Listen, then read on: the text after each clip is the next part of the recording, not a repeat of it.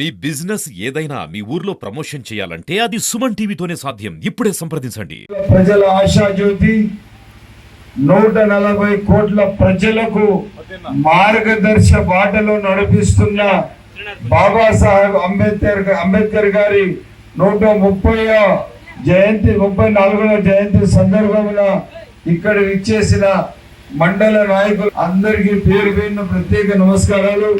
ఈరోజు వాస్తవం చెప్పాలంటే భారతదేశ రాజ్యాంగ జన్మదినం అని చెప్పాలా. భారతదేశ రాజ్యాంగంలో ప్రజలకు బడుగు బలహీన వర్గాలకు అంటరానితనం లేకుండా వాళ్లకు పూర్తి స్థాయిగా దగ్గర తీసుకొని ప్రజలు సమానత్వంతో సమాజం నిర్మాణం కోసం అందరూ కలిసి నడిచేటట్టుగా ప్రతి ఒక్కరి జీవితాల్లో ఆశయాలు వచ్చేటట్టుగా రేపు మీకు రావాల్సిన హక్కులు మీకు వచ్చేటట్టుగా మీకు ఏ సందర్భంలో ఏ కష్టాలు వస్తే ఆ రాజ్యాంగంలో పూర్తి స్థాయిగా మీకు హక్కులు కల్పించిన నాయకులు పెద్దలు బిఆర్ అంబేద్కర్ గారు. ఇదే కాకుండా మన పైన చాలా పెద్ద సామాజిక బాధ్యత ఉంది. ఈరోజు మన పిల్లల భవిష్యత్తు కావాలా, దేశం బాగుండాలా, రాష్ట్రాలు బాగుండాలా, వనరులు బాగుండాలా, ఎక్కడ ఎవరి హక్కులు వాళ్ళకు రావాలా, ఎస్సీ ఎస్టీ బీసీ మైనార్టీలు అందరూ ఓసీలు అదే విధంగా అందరూ ఎదగాలంటే అందరి జీవితాల్లో వెలుగు రావాలంటే మనకు మన రాజ్యాంగమే దిక్సూచింది. రాజ్యాంగమే మనకు ఒక బాట అని చెప్పి తెలియజేస్తున్నాను.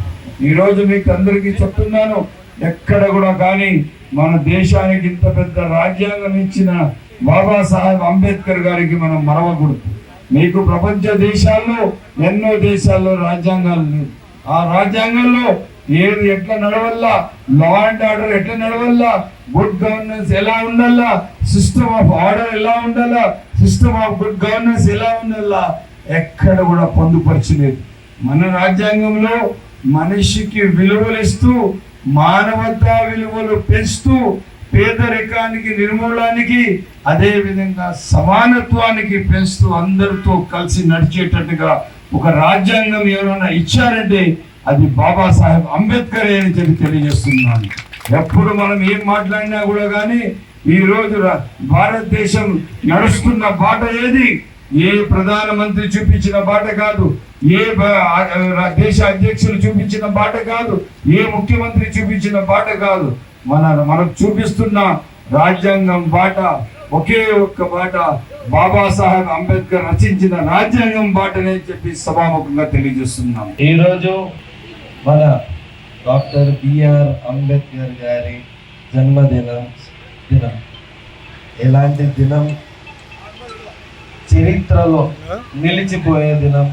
ఎందుకంటే దానికి నిదర్శనం ఎవరో కాదు, మనమే, ఇక్కడ ఉన్న వాళ్ళు. ఈరోజు మనం ఇక్కడ నిల్చొని మాట్లాడడానికి కారణం బాబాసాహెబ్ అంబేద్కర్ గారు. ఈరోజు మనం ఏదన్నా పని చేయగలిగినామంటే దానికి కారణం బాబాసాహెబ్ అంబేద్కర్ గారు.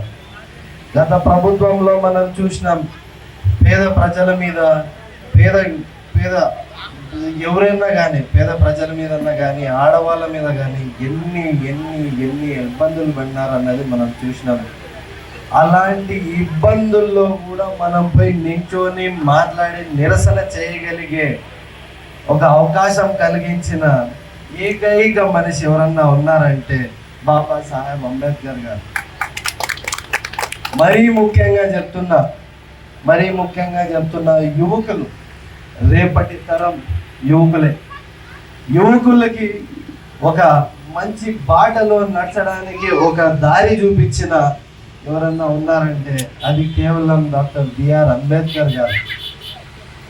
ఆయన రాసిన రాజ్యాంగం మన భారతదేశానికి ఒక వెన్నుముక్క లాంటిది.